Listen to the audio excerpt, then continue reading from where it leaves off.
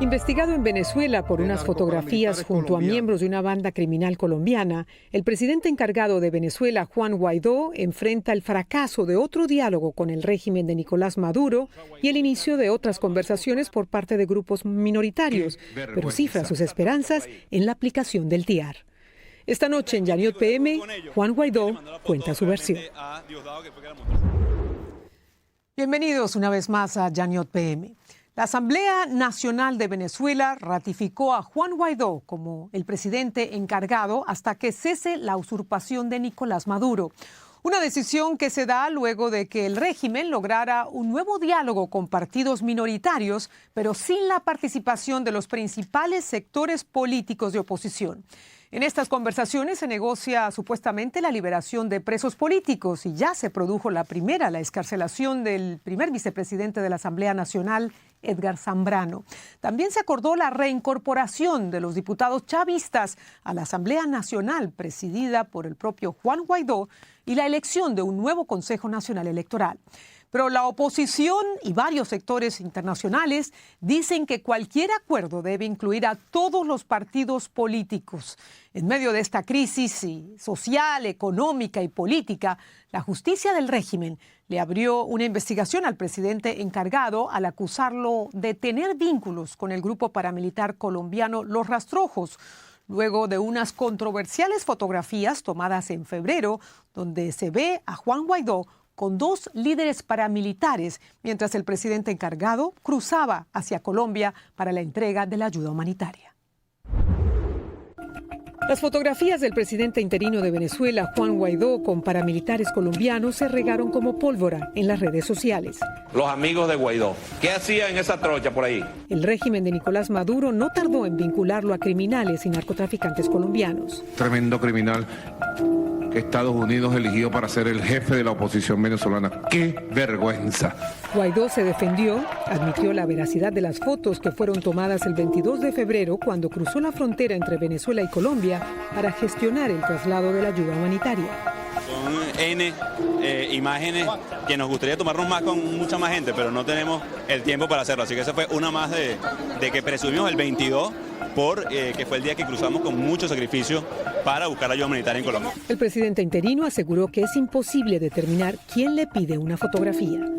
Para el régimen, estas pruebas demuestran que recibió ayuda de paramilitares para cruzar la frontera. El fiscal general de Venezuela anunció la apertura de una investigación penal, sin embargo, no giraron una orden de arresto en su contra. La pregunta de quién tiene contacto con ellos es quién le mandó la foto realmente a Diosdado, que fue que la mostró.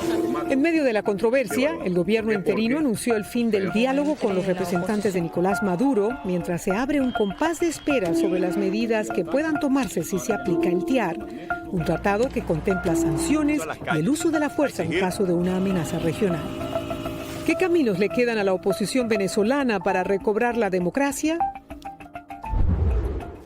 Se lo vamos a preguntar al presidente interino de Venezuela, Juan Guaidó, a quien le damos la bienvenida. Él nos acompaña en una segunda ocasión aquí en Yaniot PM en vivo desde Caracas. Presidente encargado, bienvenido. Gracias por estar con nosotros nuevamente.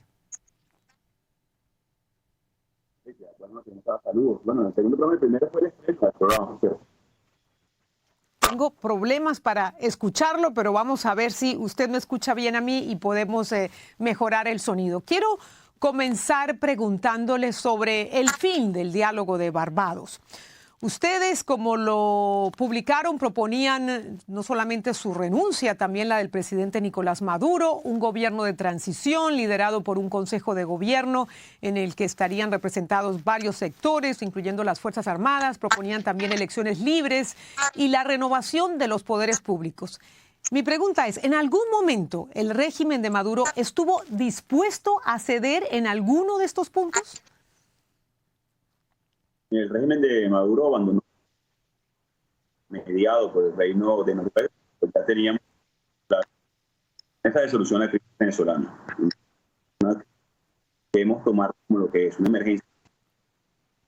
Hoy de hambre, hoy cruzan la frontera a caminar, buscando oportunidades que negaron en su país. Hoy no hay hoy de profesores, de maestros, de enfermeras que ganan menos de $2 al mes. Así que ante esta emergencia hicimos una propuesta, no solamente ante el Reino de Noruega, que está mediando este proceso, del cual se levantó Maduro, también lo hemos hecho en el Grupo Internacional de Contacto y en diferentes instancias para aproximar una solución en definitiva al conflicto. Una tabla varios elementos contiene esa propuesta de solución a la crisis venezolana y por lo cual ellos se levantaron corriendo en este momento. Nosotros vamos a insistir con la solución, con la propuesta, porque si algo nos queda claro esta semana es que ya Maduro no manda. Tuvieron un supuesto acuerdo el lunes y el martes ya lo habían incumplido cuando no se presentaron al Parlamento, sin desmérito que se puedan incorporar el martes que viene. Aquí lo importante es que cualquier otro elemento, y lo decía la Unión Europea el mismo martes, que no incluya el Parlamento Nacional, una elección presidencial realmente libre en el corto plazo para atender la emergencia, solamente va a venir a agravar la crisis que vive Venezuela, va a venir a aumentar el flujo migratorio de los países vecinos, va a afianzar a estos grupos irregulares en Venezuela amparados por Maduro, en el caso de Santrich, en el caso de Márquez, el caso del ELN, el caso de la guerrilla que tiene presencia en Venezuela. Ahora, en un comunicado, ustedes le han pedido a los venezolanos que se preparen para una nueva etapa de la lucha por recobrar la democracia y dicen que esta nueva etapa va a requerir de mayor compromiso, de mayor sacrificio y también de mayor convicción.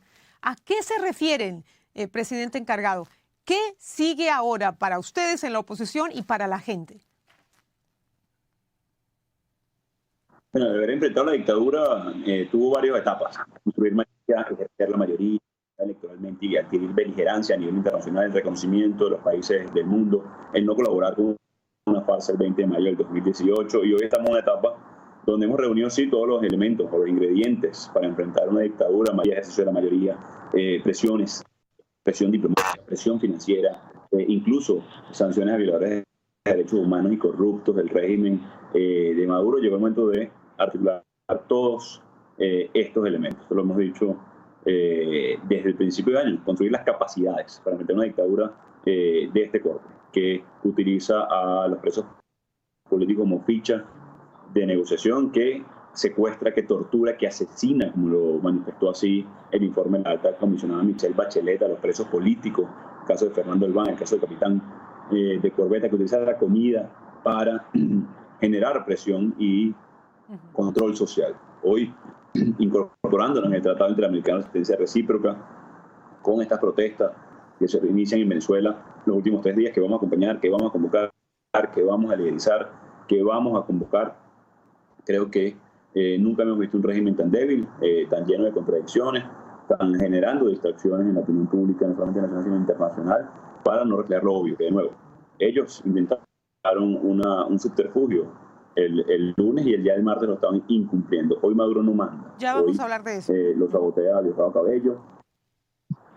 Ahora, ustedes llevan hablando de la posibilidad de este cambio desde enero, presidente encargado, pero la gente en medio de su agobio, en medio de la escasez, de la crisis que vive por falta de medicinas, de comida, de empleo, la inflación, la gente está muy decepcionada. A ustedes le reconocen un liderazgo, pero dicen que es un liderazgo que hasta ahora ha fracasado en producir el cambio prometido. Ni las protestas, ni la sublevación militar de finales de abril, ni el diálogo en Barbados han logrado sacar a Maduro del poder.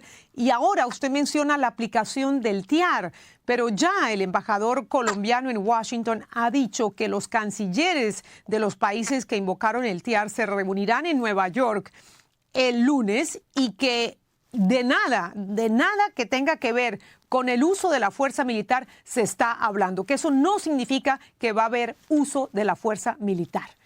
¿Qué van a hacer para sacar a Maduro del poder? ¿Qué esperan que hagan los países que invocaron el TIAR?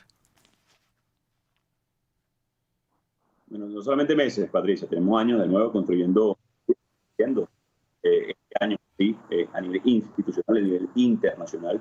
Entonces, una lucha de años y sacrificio de miles en Venezuela, que se ha devuelto, insisto, en migración, en hoy que ganan menos de $2 al mes, escúchate bien, $2 al mes, profesores, maestros, enfermeras, incluso médicos en nuestro país, y por eso el flujo migratorio. Ahora, la gran pregunta que nos hacen hoy los venezolanos y que se hace el mundo incluso es ¿cuándo? Y esa pregunta tiene implícitos varios elementos, que lo comenzábamos recientemente, que tenemos la fuerza, que tenemos la mayoría, que tenemos el respaldo y que hace falta un elemento. No hay un elemento único. Están todos estos elementos, incluso la presentación de un plan país, poder soportar una transición y recibir inversión internacional, poder estabilizar la economía nacional, poder estabilizar y generar gobernabilidad en el país. Por eso hacíamos la propuesta ante el Reino de Noruega en esa mediación que abandonó el régimen de Maduro. Por eso ayer de consulta del Tratado Interamericano, que no solamente implica cooperación, también implica presión a nivel de sanciones cuando no cumplen los tratados, pero también cuando se violan derechos humanos como hoy en Venezuela. Hoy es lamentable que el régimen de Maduro, y que se atreva a decirle a los que lo siguen que esa propuesta que hicieron de solución no es algo viable para solucionar la crisis, poner fin y cesa el sufrimiento de nuestra gente. Nosotros nos corresponde avanzar y es natural que los venezolanos estemos agobiados cuando por hora se va la luz. De hecho, mientras estábamos conversando, teníamos el temor que se fueran inmediatamente, sí, porque ya habían varios bajones en la ciudad capital el día de hoy, también en la área metropolitana, ciudades como Cabimas, como Maracaibo, parecen ciudades hoy desiertas, casi muertas, producto como el poema, además, venezolano. Así que corresponde aglutinar, no solamente decir resistencia, porque no es suficiente en este momento cuando vivimos una emergencia humanitaria, y poder avanzar en la transición. Si el régimen de Maduro, si Maduro no puede coalicionar a su... no tiene hoy para llegar a un acuerdo político, ¿no? Tendremos que buscar alternativas, porque también lo que sabemos que su entorno sí. ¿Cuáles son esas alternativas, presidente encargado? ¿Cuáles son esas alternativas? Si el mundo no los ayuda por la fuerza, si las presiones no logran sacar a Maduro del poder, le voy a hacer una pregunta concreta. ¿Están los venezolanos y la oposición dispuestos a integrar una insurgencia armada, como me lo propuso, me lo mencionó un miembro de la oposición en Venezuela? Es una solución, y una solución porque hoy el monopolio de las armas la tienen la Fuerza Armada e incluso grupos irregulares que el régimen de Maduro soporta. No solamente hablamos de los colectivos, que son paramilitares urbanos, digamos, armados y financiados por ellos, también la presencia del ELN, la presencia de la disidencia de la FARC en Venezuela, financiada y promovida por Nicolás Maduro Moro. Lo que sí sabemos hoy, que el 93% de los venezolanos queremos cambio, que hoy la tropa profesional, media, en la Fuerza Armada, no solamente quiere, sino necesita un cambio, porque no tienen ni siquiera cómo alimentar a sus familiares. Lo que sí sabemos hoy es que el entorno mismo de Nicolás Maduro Moro, y si no recordemos a Christopher Figuera, por ejemplo, quien fuera director de inteligencia, está urgido también de un cambio de estabilizar el país. Hoy nosotros a la crisis que está viviendo Venezuela, que no va a venir de gratis, porque enfrentamos una dictadura que ha sido, insisto, años de sacrificio, de construcción de una mayoría muy contundente y que ha resistido demasiado porque vamos a perder a nuestras familias, a nuestros hijos, a nuestros amigos, y es el momento entonces de nosotros seguir ejerciendo presión ciudadana como hemos venido haciendo, y sí, la cooperación que hemos tenido, incluso el malestar que ha reflejado no solamente los sargentos de cotiza de la Guardia Nacional, también los militares en Cúcuta, también los militares de la Carrota. Creo que es evidente que la dictadura se desmorona, y no solamente hablando de eso, podemos hacer un recuento de hace apenas 2 años, Luis Ortega Díaz, también Hugo Carvajal, Christopher Figuera, entre otros que hoy ya no respaldan a este régimen. Bueno, pero se desmorona y parece que va a tardar en terminar de desmoronarse. ¿Cuándo creen ustedes que pueden deshacerse, salir de Maduro, sacarlo del poder? ¿Cuánto tiempo se están dando? Porque el tiempo se acaba, especialmente para la oposición. Ustedes tienen más de 1 año y medio, menos de 1 año y medio de vigencia de la Asamblea Nacional. Y ahora, con este nuevo acuerdo con grupos minoritarios, se habla de que Maduro y su régimen quieren adelantar las elecciones de la Asamblea Nacional. Con respecto al tiempo, va en contra de la oposición o en contra de un grupo u otro. El tiempo va en contra del país, de los venezolanos e incluso de la región. Porque si persiste la situación de usurpación del régimen de Maduro, no solamente vamos a tener a 8 millones de venezolanos migrando en la región, vamos a tener a grupos como la disidencia de la FARC, como el ELN, digamos, ávidos y bien dotados de dinero con oro que están extrayendo del sur de Venezuela. Hoy el tiempo atenta contra República y así lo estamos manejando, una emergencia como lo es, que atenta en contra de la región, que atenta en contra de los venezolanos directa e indirectamente. Hemos construido, insisto, esta gran mayoría.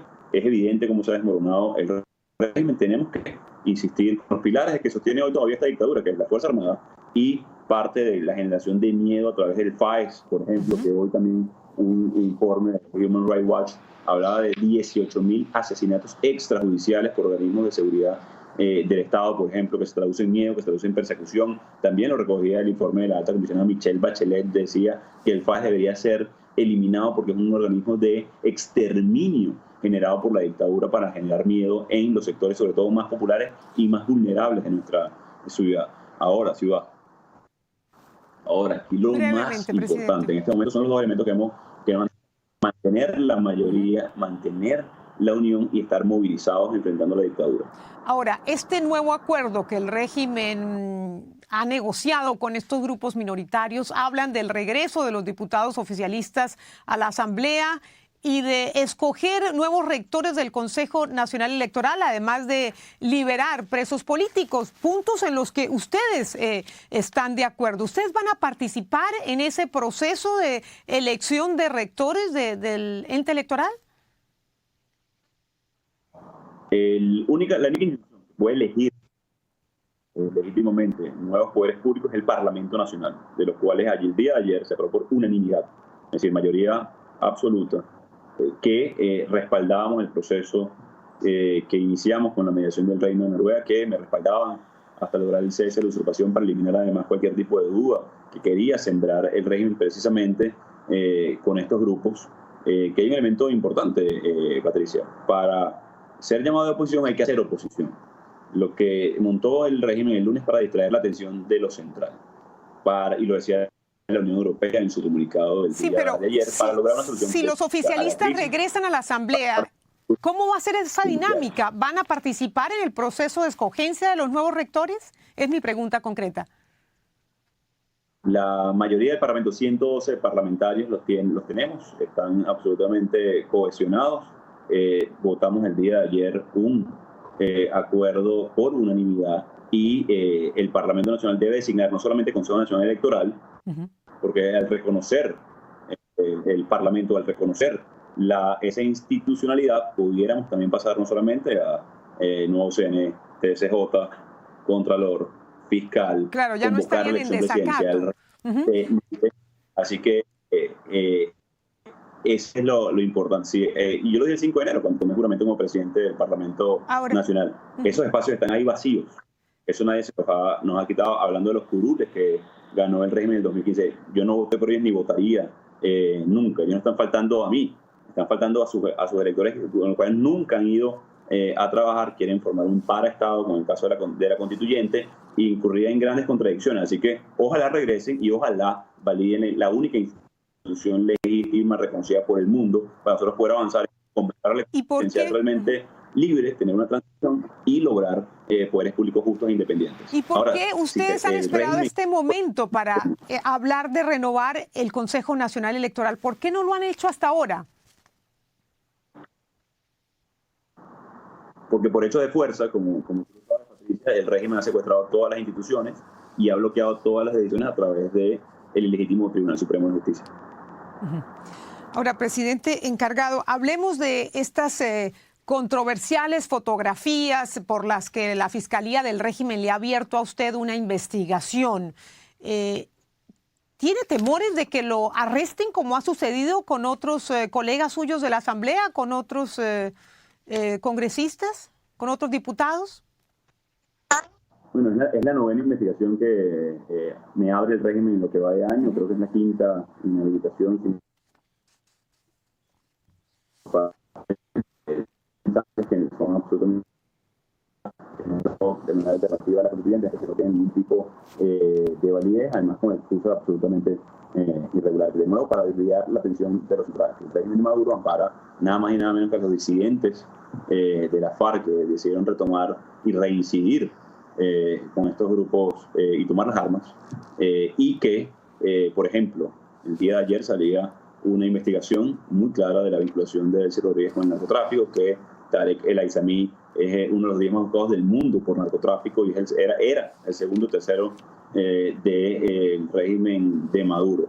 El 22 de febrero, como ya lo he dicho varias veces, fueron no menos de 500, 600 fotos, 11 alcabalas. El régimen tenía bloqueado la frontera, lo logramos con llegar con mucho sacrificio a Colombia para buscar ayuda humanitaria para nuestra gente, que hoy todavía la necesita, y seguimos insistiendo no solamente en el ingreso, sino en que poner fin al sufrimiento. Así que el régimen va a tratar de utilizar cualquier excusa para desviar la atención y para seguir amenazándonos. El riesgo de estar detenido, como lo estuvo el 13 de enero, siempre va a estar, pero eso no nos ha detenido ni nos va a detener. Ahora, muchos han dudado de esta versión que usted ofrece, presidente encargado, porque dicen que las fotos se lo ven en un paraje retirado, no hay gente a su alrededor, uno de estos paramilitares está armado y que es difícil de creer que usted no se haya dado cuenta.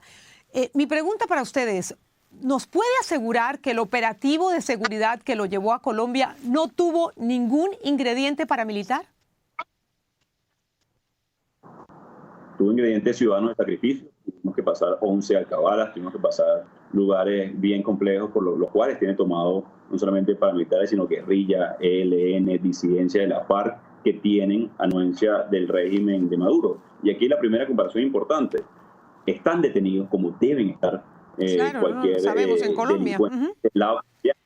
Lamentablemente, del lado de Venezuela, el régimen de Maduro no solamente ampara a estos grupos irregulares, sino los patrocina.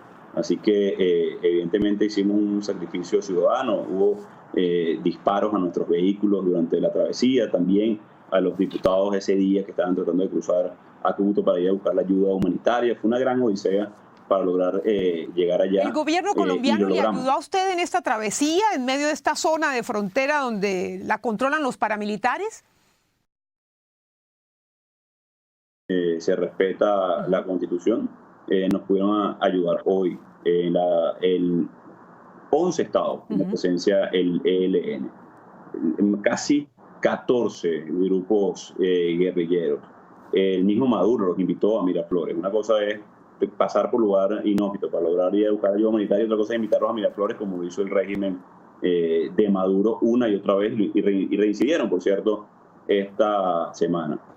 Esto ya le hemos dado respuesta y hoy simplemente el régimen lo utiliza de nuevo para distraer la atención de los centros.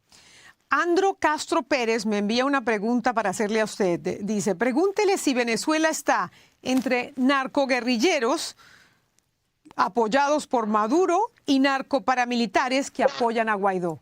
¿Qué le responde? De nuevo, es parte de lo que se utiliza hoy para distraer. Aquí hay evidencia muy clara que, por ejemplo, los sobrinos de Maduro están presos por narcotráfico en Nueva York. Que Tarek El Aizami tiene una recompensa de $10 millones, uno de los 10 hombres más buscados del mundo por narcotráfico. Salía información el día de ayer de Elsie Rodríguez, que están amparando a Santrich y a Márquez, no solamente amparándolos, financiándolos en territorio venezolano por parte del régimen de Maduro. El 22 de febrero nosotros fuimos a Colombia a buscar la ayuda humanitaria. Presidente encargado, quiero aprovechar para preguntarle un tema que quedó pendiente de nuestra última entrevista y creo que usted nunca aclaró si al final se reunió o no con Diosdado Cabello antes de juramentarse como presidente encargado. Si usted recuerda, Diosdado Cabello mostró un video de alguien que parecía ser usted con una capucha. Al final, ¿ese era usted?